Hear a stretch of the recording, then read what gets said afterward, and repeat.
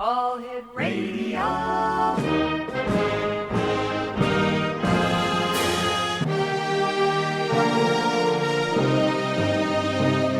Welcome to the X Zone, a place where fact is fiction and fiction is reality.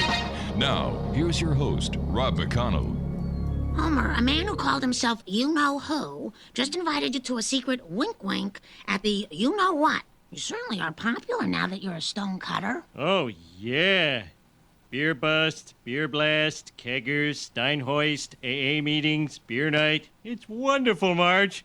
I've never felt so accepted in all my life.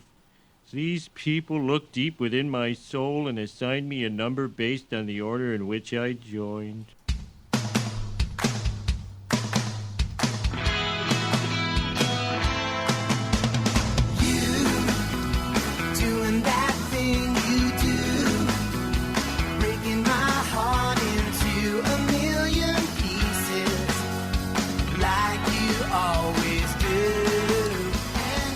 And welcome to the X Zone, everyone. I am Rob McConnell, and we're coming to you from our broadcast center and studios in St. Catharines, Ontario, on the X Zone Broadcast Network, and from the studios of Classic 1220, your hometown radio here in St. Catharines. If you'd like to send me an email, xzone@xzoneradiotv.com, or my new email address at classic1220, xzone@classic1220.ca.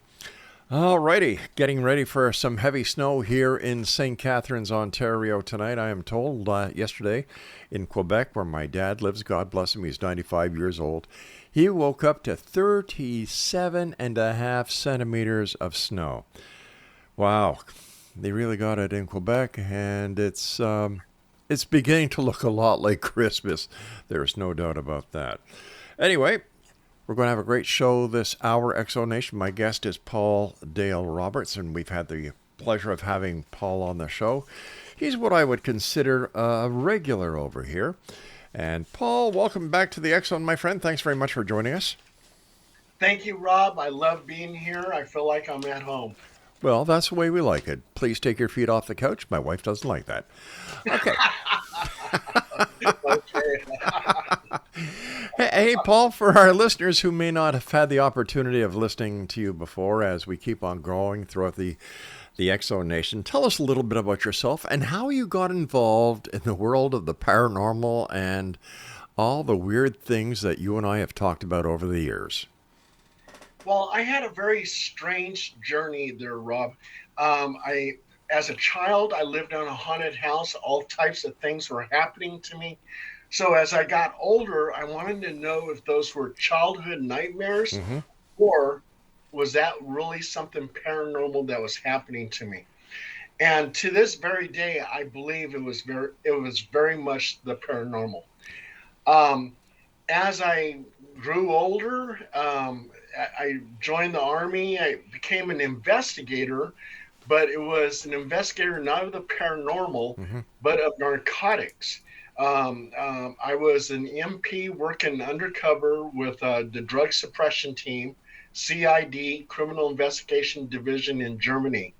And we were after things like the khaki mafia, people who were distributing drugs and testifying at Article 32s and court martials. So that's where my investigative skills came in. And then in 1979, I re-enlisted in the Army. And I always wanted to know if military intelligence knew anything about UFOs. And I became a 97 Bravo and military intelligence with the Photo Interpretation Center in Korea. And I did learn that military intelligence did indeed know something about UFOs. Even though that Project Blue Book closed down in 1969, the military was still investigating UFOs or UAPs, whatever you want to call them now. And then in my lifetime, I did some bounty hunter work on my own. I did private investigations with Silhouette Enterprises, which was my own company.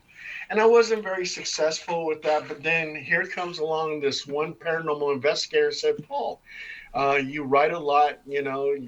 At the time I was working with the comic book industry, writing stories and everything else. And she said, well, you ought to join us on a paranormal adventure in Ione, California at the Jackson Hotel, which is very haunted, and write a story about it.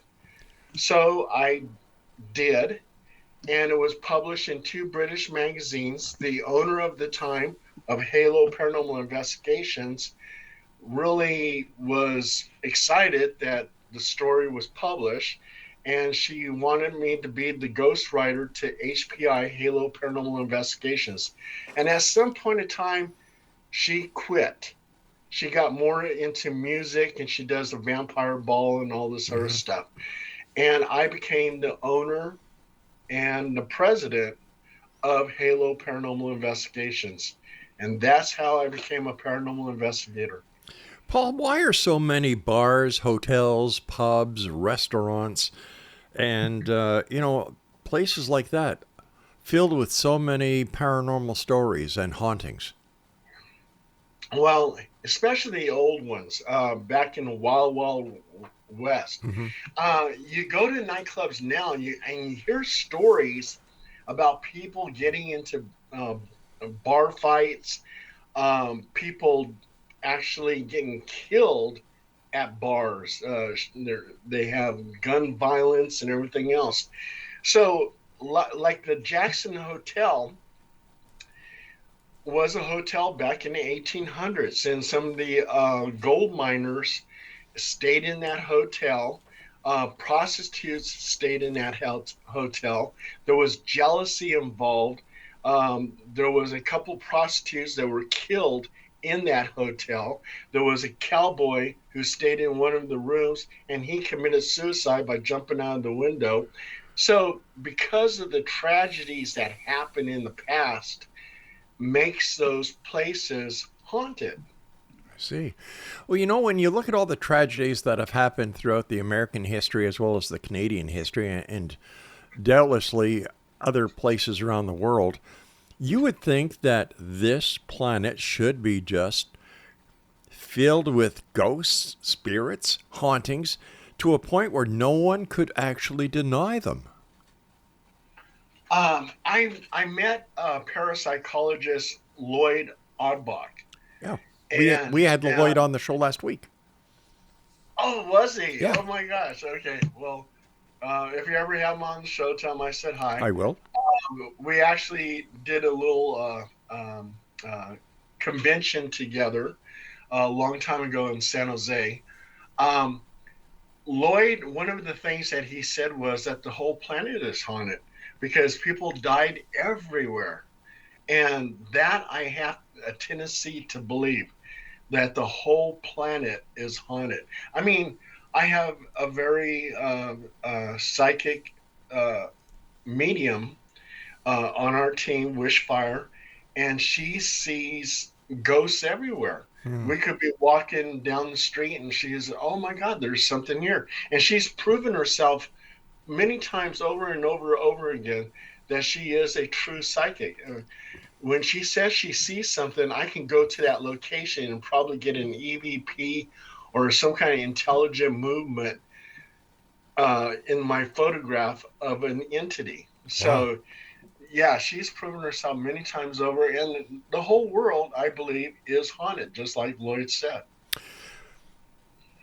My name's Rob McConnell. This is the X Zone on your hometown radio, Classic 1220. Streaming worldwide on classic1220.ca. My guest this hour is Paul Dale Roberts, and we're talking about the paranormal, things that go bump in the night, and much more. If you'd like to send me an email talking about a guest that we've had, or if you have had an experience that you'd like to share with us, or maybe you're out there and you've had experiences that are unsettling and you just do not know where to go, who to contact, there's no need for that. Just send me an email, xzone@classic1220.ca, and we'll certainly channel it to the appropriate person that we feel could be the best to help you out, including our guest this hour, Paul Dale Roberts. Paul, what are some of the investigations that you have worked on that you think, in your opinion, not only as a paranormal investigator, but as a former law enforcement investigator, that prove beyond the shadow of a doubt that the paranormal is real? Well, there was a case that I had in Citrus Heights, and it was one of my most spectacular cases because so much things were happening. Um, I had 15 scouts, which are paranormal investigators in training, and I brought them to a home in Citrus Heights. And I put 5 in one room, 5 in another room, 5 in another room. Well, 5 in one room were practically falling asleep because nothing was happening. 5 in another room, again, they were practically sleeping because nothing was happening. And then 5 in this other room, all kinds of things were happening. You could hear a little girl talking and giggling. And I went to the corner of the bed, and right in front of me, no more than maybe 2 feet, I said, there's a little girl sitting at the corner of this bed because that's where the sounds come from. Right. And I put my head down and I said, hello. And she says, hello. I said, holy, I'm not, you know what? Yeah. And I said, okay, that's it. I'm going to bring everybody into this room. We're going to conduct a seance. And we did. And the walls sounded like they were ripping apart. It sounded like something out of Hellraiser Cenobites. My gosh. The walls were ripping apart. There was pounding on the walls and everything else. And all 15 scouts are running out the front door. I said, no, get back in here. I said, this is a breakthrough. Come on back. Yeah. So we're all on the floor again. I'm doing this seance. We had 3 walkie-talkies on the same channel, and a voice came on one of the walkie-talkies. It was a man's voice, and he goes, get out. And again, they're running out the front door. Then the owner comes up to me and says, Paul, I have to live here. Maybe we need to stop this. And I said, yes, I understand. I'll stop it. And she goes, you know what? You're welcome to stay in this room all night. I said, that's fantastic. I said, yeah, okay. So I sent everybody home. We set up a camera, and I'm sleeping on this bed. And what happens is I fall asleep, and a woman's voice, you can hear her say, Paul, Paul, Paul. And then a man's voice, which is just mumbling, blah, blah, blah, blah, blah. And a child moaning at the foot of the bed, and a little tapping on the headboard. And guess what, Rob? I slept through it all. Oh my gosh. Yeah. But at that point in time, I became a true believer of the paranormal. The paranormal exists, and I witnessed it with 15 other people. Paul, you and I have to go to our first break. Please stand by. Exonation, my guest this hour is Paul Dale Roberts. And if you'd like to find out more about Paul, it's very simple. Just go to your Google and just put in the search engine, Paul Dale Roberts. Everything about this gentleman will pop up. And fascinating gentleman. Great website, great stories. But the thing is, he's credible. By the way, Paul, thank you for your service, my friend. Oh, thank you so much, everyone. Exonation will be back on the other side of this break as we continue here in the X Zone, coming to you from our studios and broadcast center in St. Catharines, Ontario, on your hometown radio, Classic 1220, streaming around the world, classic1220.ca. We'll be back. Don't go away.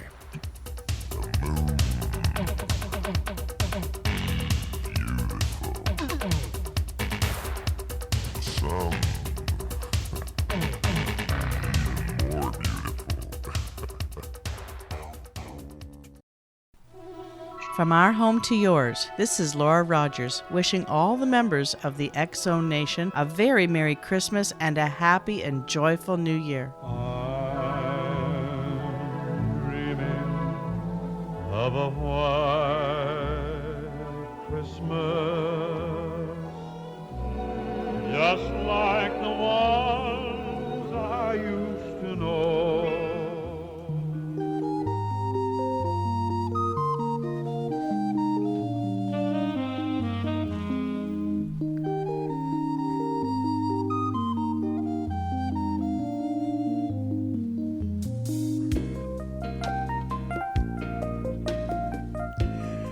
Welcome back to the X Zone. I'm Rob McConnell. We're coming to you from our broadcast center and studios in St. Catharines, Ontario, Canada.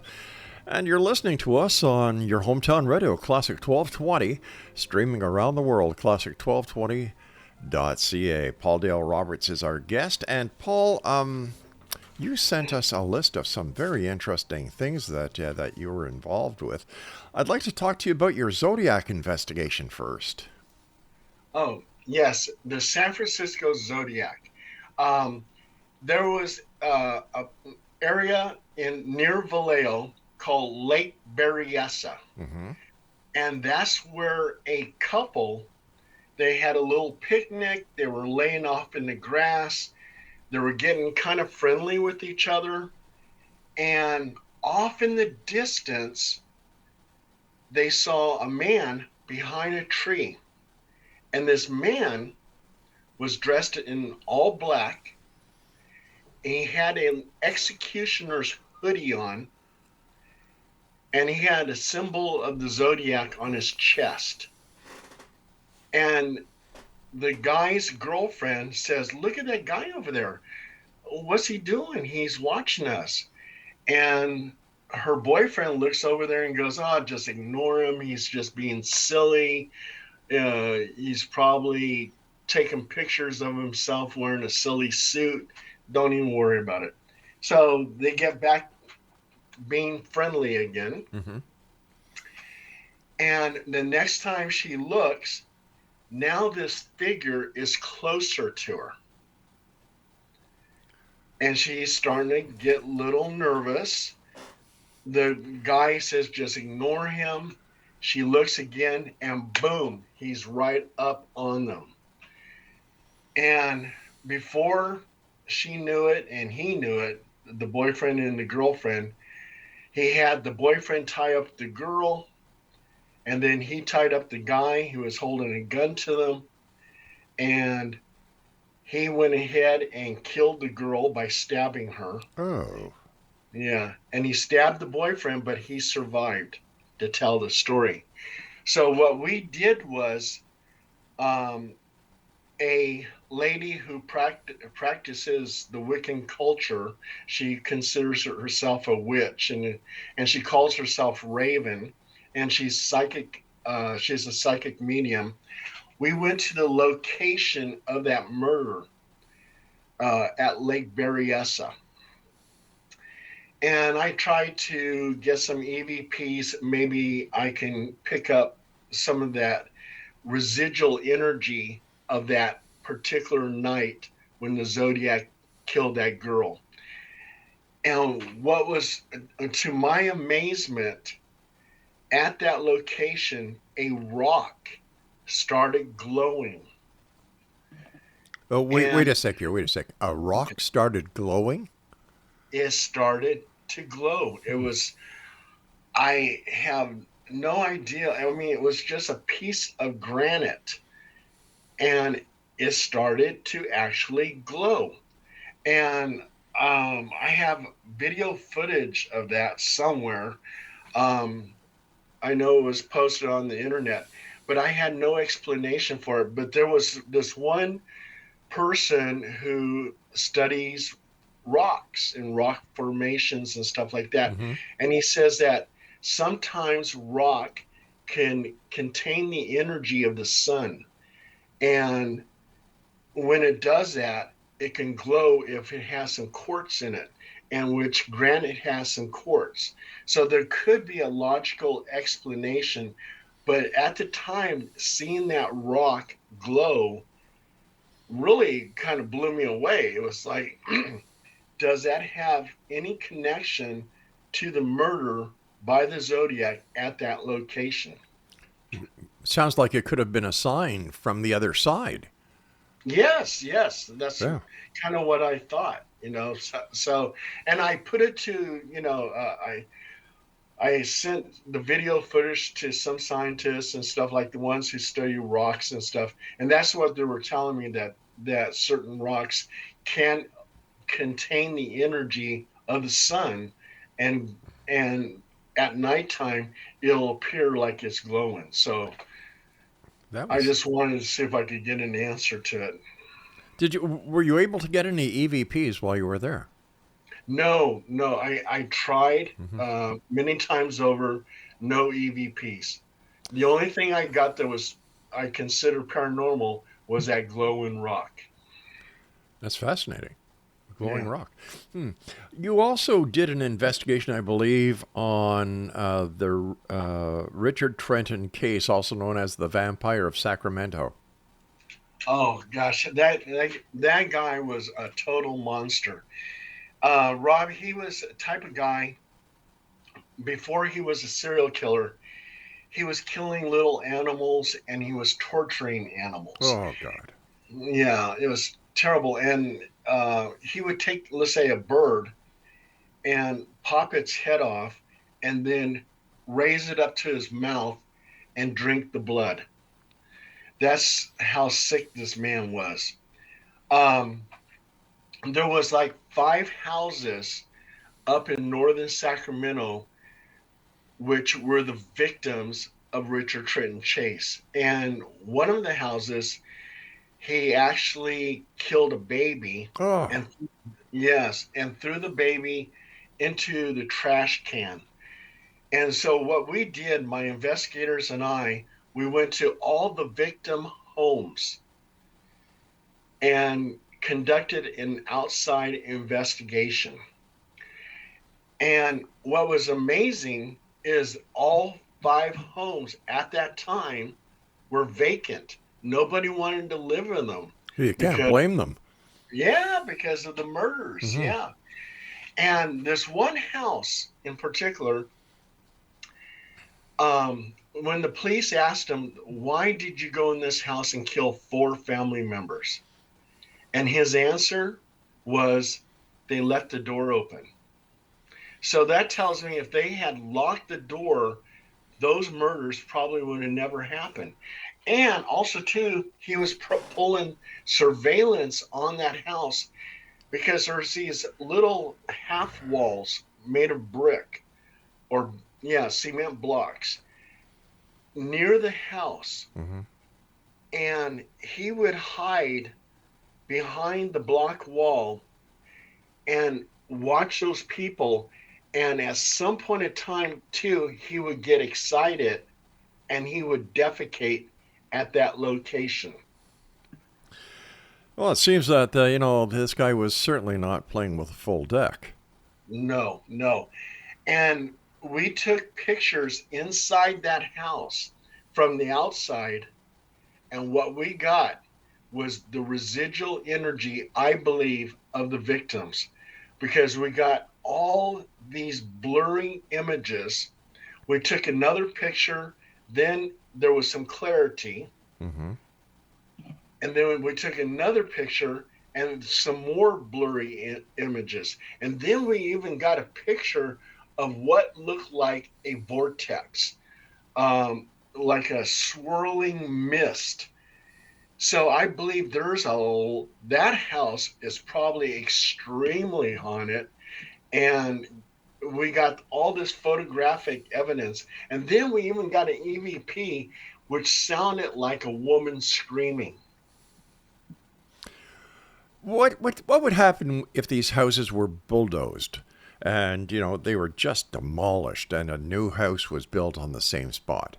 Is it possible that the new home, brand new home, would be haunted or encounter paranormal experiences because of the tragedy, because of the horror, because of the horrific crime that happened at that place, that brand new house would encounter hauntings as well?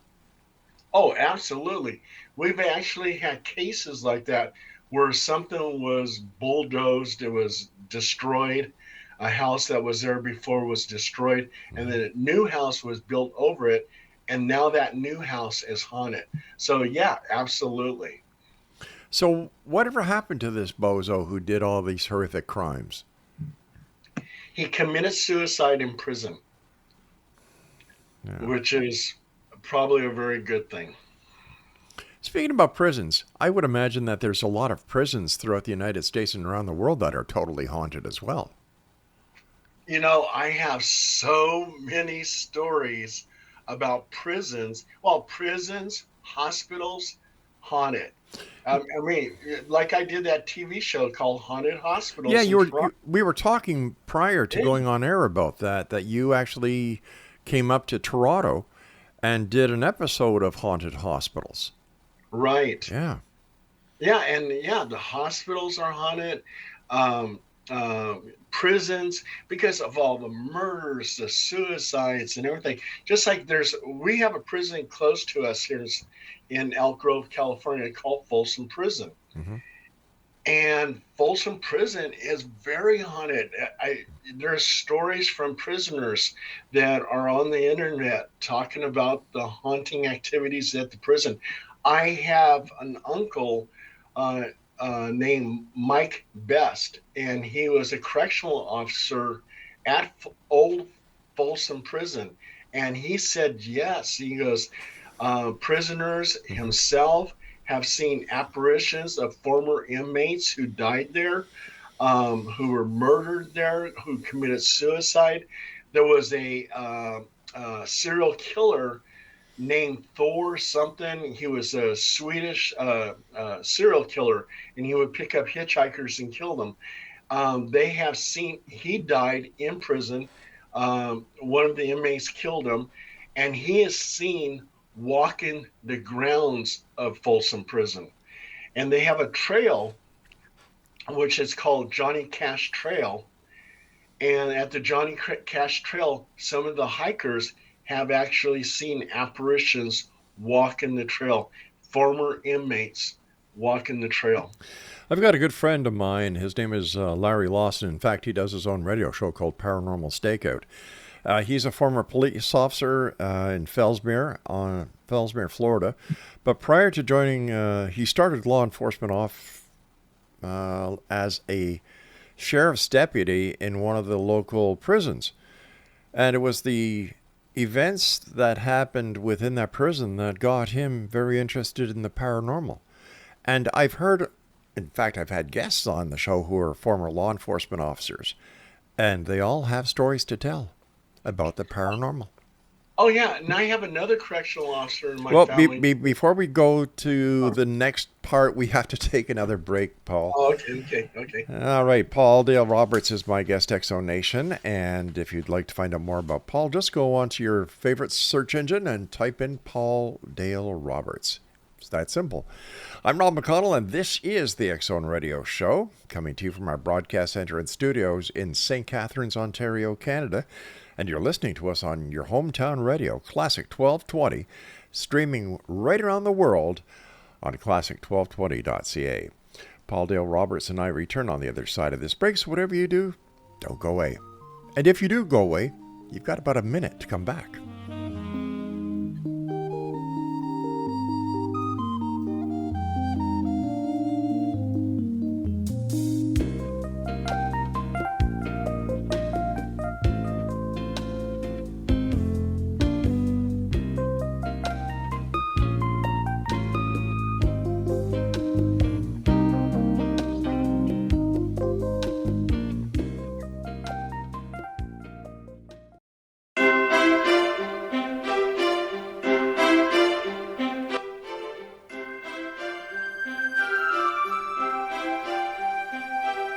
This is Rob McConnell wishing each and every one of you a very, very Merry Christmas and a happy, healthy, prosperous New Year. From our home to yours, love, light, and spirituality today and every day from this day forward. Merry Christmas, everyone.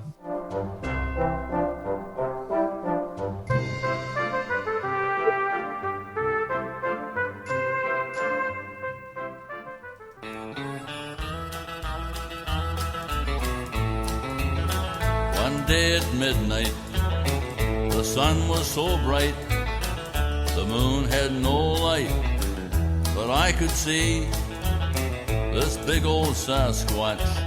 Said he was top-notch at playing hopscotch way up in a tree. So I bet my wristwatch that big old Sasquatch could never play hopscotch way up in a tree. Now there's a Sasquatch up in a tree crotch He's got my wristwatch and he's laughing at me. I told the Mounties throughout the Exonation, welcome back everyone. That's Stomp and Tom Connor's Sasquatch song, and you're listening to us here in the X Zone from our broadcast center and studios in St. Catharines, Ontario, Canada, on Classic 1220, streaming around the world on classic1220.ca. Paul Dale Roberts is my guest, and if you'd like to find out more about Paul, all you need to do is Google him or go to Bing or Edge or wherever and type in Paul Dale Roberts. Before I get back to Paul, I'd like to remind everyone that the X Chronicles newspaper will be available for one and all on, Thursday at around noontime at www.xchronicles.net. And there's the X Zone Christmas store at X-Zone, that's X-M-A-S, no, what is it? Craig, you changed it on me overnight. XZONEXMAS.com. A lot of great Christmas presents, gauged towards the paranormal. Wow, that's a mouthful. Thank you. My friend Paul Dale Roberts is with us, and Paul, we were talking about law enforcement officers and prison, guards seeing a lot of paranormal activity and piquing their interest in it. What are some of the stories that you've heard about police officers and, prison guards? Well, my ex-brother-in-law, Simon Mitchell, was also too a correctional officer. And he was a correctional officer at Folsom Prison and some other location.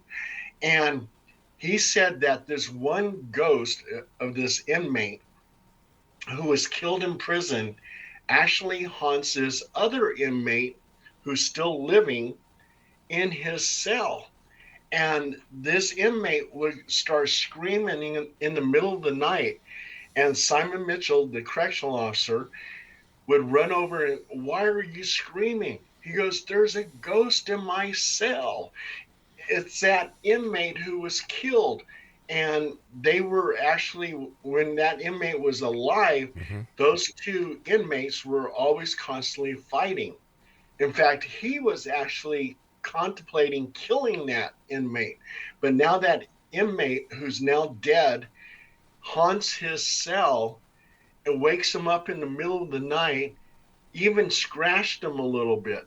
So Simon Mitchell, my ex-brother-in-law, says, yeah, he witnessed the paranormal just through that story. He didn't actually see it happen, but he heard the story and he believes that inmate because it would almost happen every other night.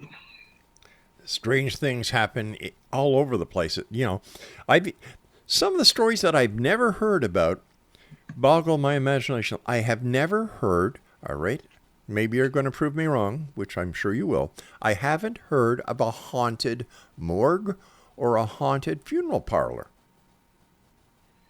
Huh. That's interesting.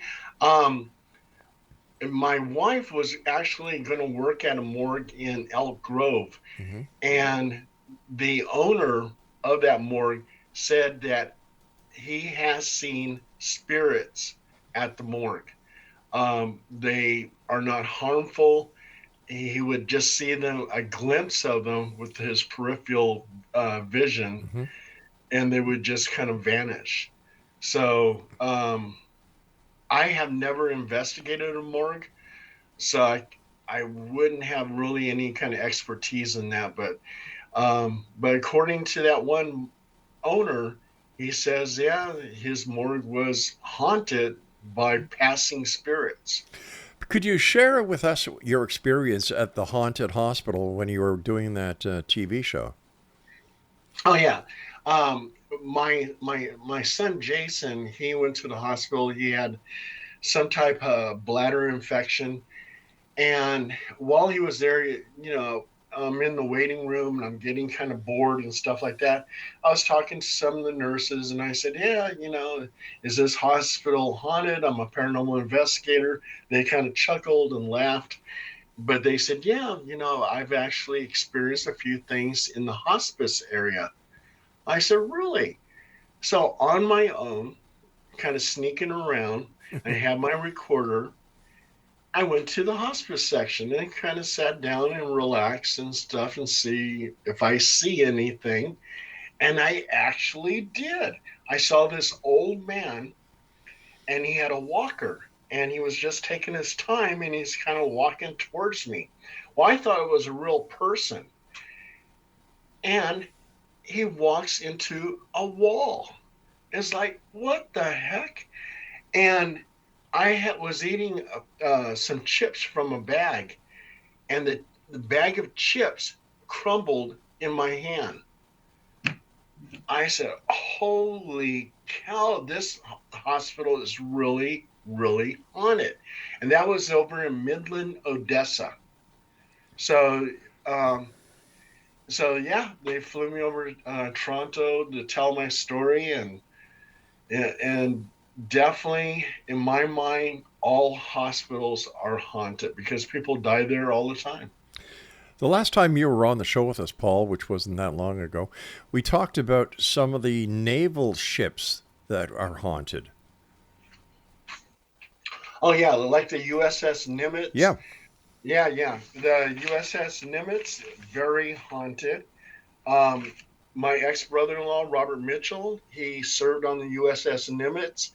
And the serial killer, John Eric Armstrong, was actually assigned to the USS Nimitz. And John Eric Armstrong, the serial killer, he killed 2 people in Seattle, and one of them was a trans. And he killed 5 prostitutes in Detroit. And it's believed that when the USS Nimitz would stop at different ports, that he most likely killed a prostitute at every single port. So you had that going on, and they would actually see a woman ghost on the USS Nimitz, and they believe that was probably one of the victims of John Eric Armstrong. And another thing with the USS Nimitz is that they had a plane crash on the USS Nimitz, and 14 Navy personnel died. And the servicemen on the USS Nimitz, they would see faces appear on reflective surfaces. And those those faces that are on those reflective surfaces are the deceased Navy personnel who died in that plane crash on the USS Nimitz.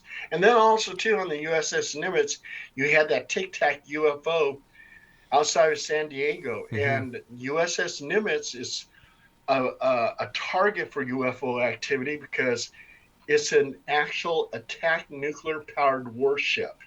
So, yeah, so that's with the USS Nimitz. Exonation, Paul Dale Roberts is our guest, and this is the X Zone, and you're listening to us right here on your hometown radio, Classic 1220, and streaming around the world on classic1220.ca. You sent us information about Lawrence Livermore Labs in California. Now, isn't that one of the labs that does a lot of high-tech research and development for NASA? Yes, and also, too, they do super-powered lasers. In fact, our governor, Arnold Schwarzenegger, wanted to invite some of his celebrity friends to the Lawrence Livermore Labs to actually witness some of the super lasers that the lab had. Mm-hmm. And those super lasers is an attraction for UAP activity, UFOs. And the reason why, because it's high tech, lasers can be very dangerous, can probably even shoot down a UAP, a UFO.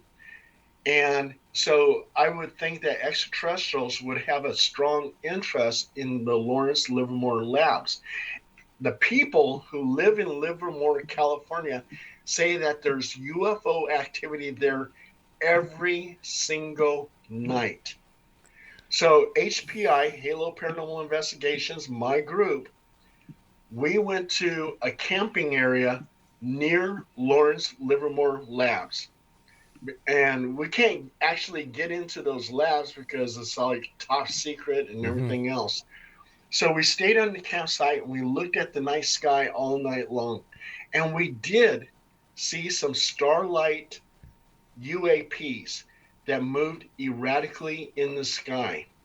So there was something like 9 investigators with me, and about 5 of them, including myself, did witness some strange activity in the sky. And the UFOs were at a distance where they looked like stars, but they didn't move like satellites. And they moved erratically. There was like one UAP actually moved in a Z formation.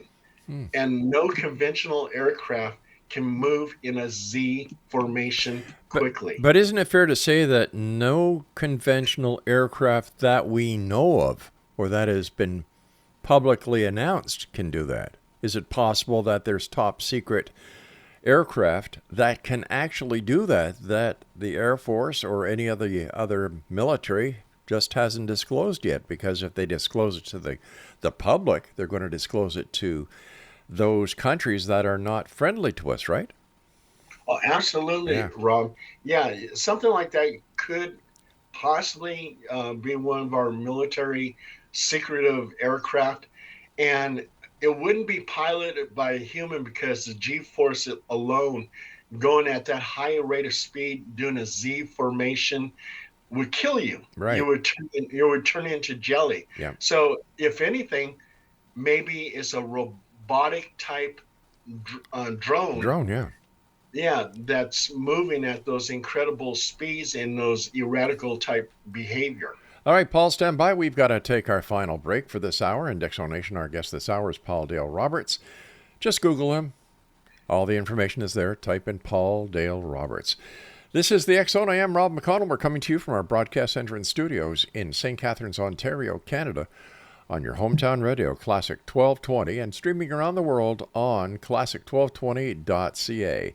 The X Zone is a place where people dare to believe and dare to be heard. It's a place where fact is fiction and fiction is reality. And the X Zone comes to you Monday through Friday at 11 o'clock. Like I've been saying all night, right here on your hometown radio, Classic 1220, and streamed at classic1220.ca. We'll be back on the other side of this break. Don't go away. Said he was top-notch at playing hopscotch way up in a tree. So I bet my wristwatch that big old Sasquatch could never play hopscotch way up in a tree. Now there's a Sasquatch up in a tree crotch. He's got my wristwatch and he's laughing at me. I told This is the song, la la la la, Elmo song. Are you little? I am evil Homer. I am evil Homer. I am evil Homer. I am evil Homer.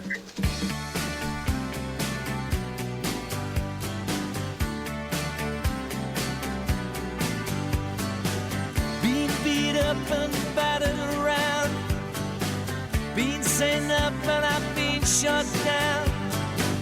You're the best thing that I've ever found. Handle me with care. Reputation's changeable, situation's tolerable, but baby you're adorable. Handle me with care. Welcome back, everyone. This is the X Zone. I'm Rob McConnell, and we're coming to you from our broadcast center and studios right here in the beautiful city, the Garden City of Ontario, St. Catharines. If you'd like to send me an email, xzone at classic1220.ca. And why I'm chuckling is because that little clip we played, it's called, let me see, where is it? Simpsons, Homer Simpson kills Elmo. And you know, I can understand where Homer was coming from, because one year my dear wife Laura bought 4 of our younger grandchildren Elmo dolls for Christmas. Not just the regular ones, but the ones that talk.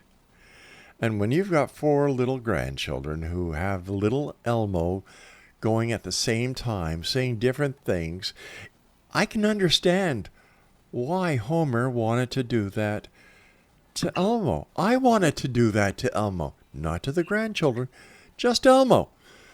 Oh. Welcome back, Paul. Thank you, Rob. What do you think about Elmo? Any of your kids go crazy for him? Yeah, I love The Simpsons. I mean, and what's so amazing about The Simpsons is the fact that a lot of their episodes predicted the future. They Really? predicted that Trump would become president.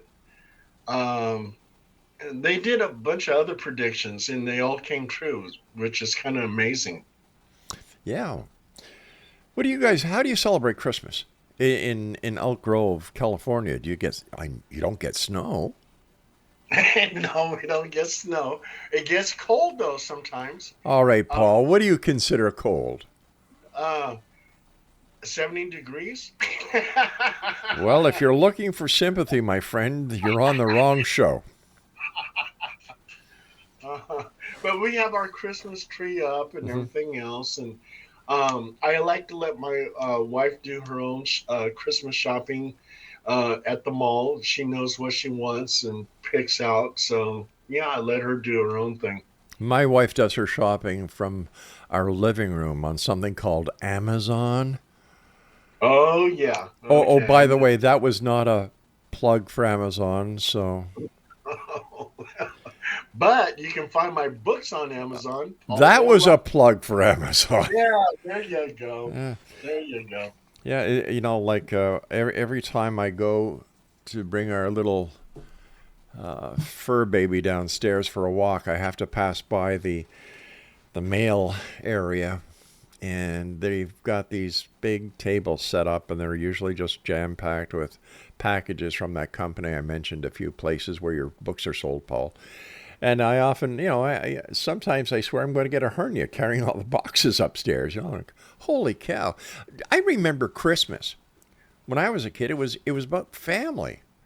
It was about everybody getting together, and the Christmas tree, the turkey, and your aunts, your uncles coming.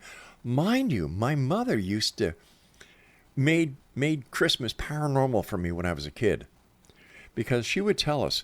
Christmas Eve, well, this is what would happen. Christmas Eve, my brother and I, we had to get ready for bed. We each had our baths, and then we get ready for bed. And as we're getting ready for bed in the bathroom, my mother would say, the angels left new pajamas for you under the Christmas tree. Oh. Now, when you're 5 or 6 and your mother tells you angels brought you pajamas, like, am I going to die? Oh, my God. Like, why in the name of God would you tell a kid that? Oh, gee. Yeah, yes. That was about the strangest thing that happened to me as a kid when it came to the paranormal and my dearly departed mother. How do you celebrate Christmas? We got the Christmas tree. Uh-huh. We sometimes hand out gifts to our friends. And in fact, this Christmas time, we handed out a bunch of gifts. My wife makes these cute little resin type figurines and stuff of snowmen, of elves and stuff like that. And we give those away for free to people that we like. And if you were nearby, you'd probably be getting one, Rob. Well, thank you, buddy. I noticed you said people you like you give for free. So the people you don't like, you charge for, right? Yeah, they get charged. The Christmas is my favorite time of the year. And there's no doubt about it, there's something special. And if people do not believe in spirits, man, the Christmas spirit you cannot deny. And you were mentioning your fur baby. Yeah. I have two fur babies here, Story and Champagne. Champagne's a Chihuahua, and Story is an Ayrshire half Australian Terrier, Oh, wow. and half Yorkshire Terrier.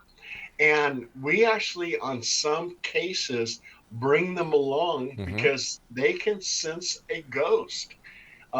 They've actually chased something that we couldn't see, or they corner something and start barking at it. So they've actually been very helpful. Yeah. They're canine paranormal investigators, and they do very well. Animals are very intuitive, and Oh, yes, yes. very much so. Very much so. You and I were talking briefly during the commercial break about an investigation that you did called the Pelletier Road Bridge in Galt. Yes, that's a very unusual bridge. And the information I'm going to say here, you can actually look it up because it's almost unbelievable. Okay.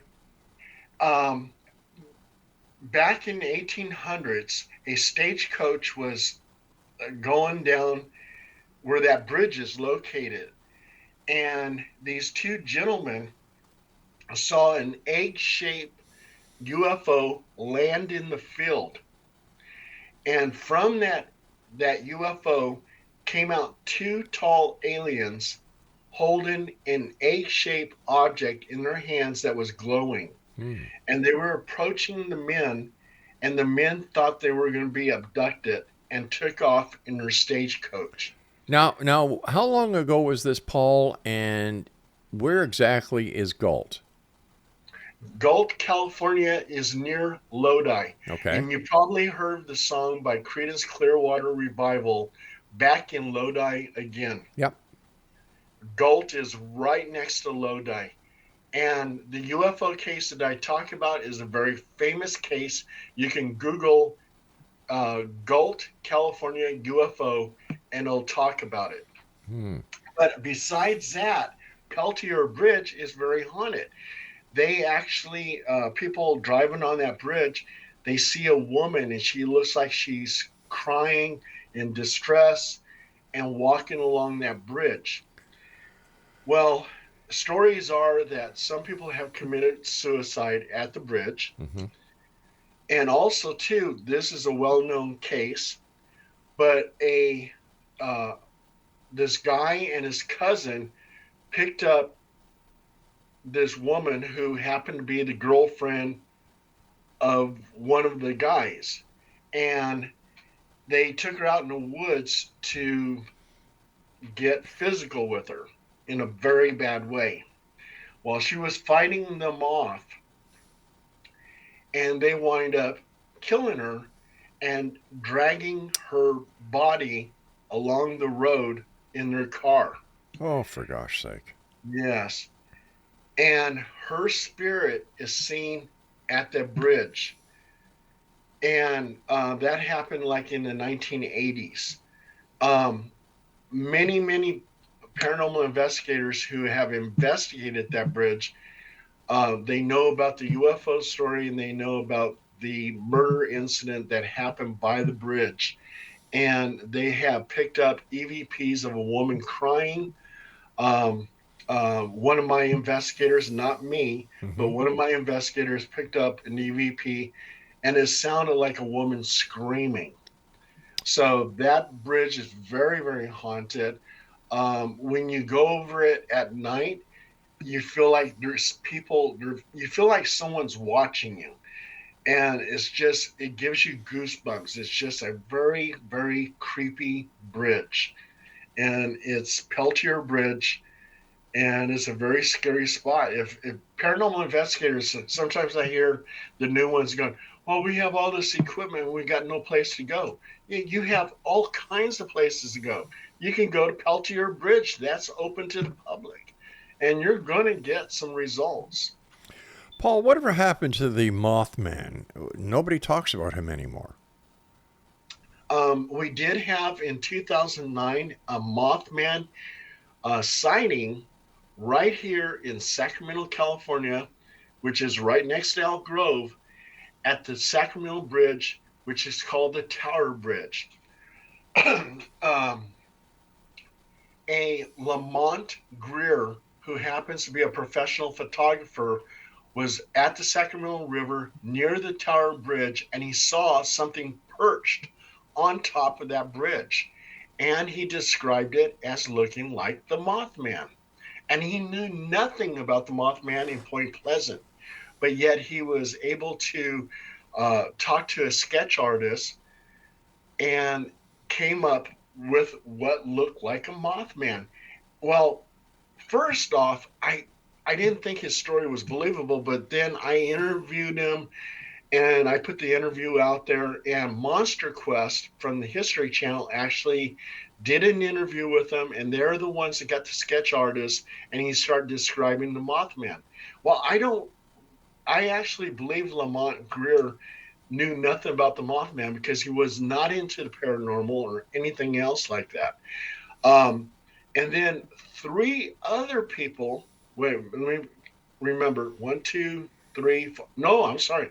4 other people saw the Mothman at Tower Bridge, and they've even wrote their little stories on the internet saying that they were walking the Tower Bridge around 3 o'clock in the morning.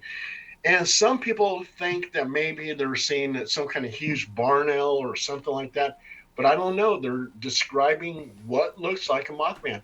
And a lot of people believe that the Mothman is a harbinger of doom. But the only thing is, even though there's been sightings of the Mothman at Tower Bridge, nothing bad has happened in Sacramento. Wow. Hey, Paul, as always, time goes by so fast when you're with me, my friend. I want to thank you very much for being on the show, and thank you for all the great stuff that you put out there so that people can get a better understanding of the paranormal. So until the next time we meet, my friend, and if it isn't before Christmas, to you and your family, a very Merry Christmas and nothing but the best in the new year, my friend. Oh, Merry Christmas, Rob, and sending love to your family, and I hope you have the best Christmas ever. All right, Paul. Take care of yourself, buddy. You too. You too. Well, that's it for this hour, Exo Nation. I'll be back tomorrow night at 11 o'clock as once again we cross the time-space continuum to this place that I call the X-Zone. It's a place where people dare to believe and dare to be heard, and we're heard Monday through Friday at 11 p.m. right here on your hometown radio, Classic 1220, and streamed around the world on classic1220.ca. So until tomorrow night, keep your eyes to the sky and your heart to the light. Good night, everyone.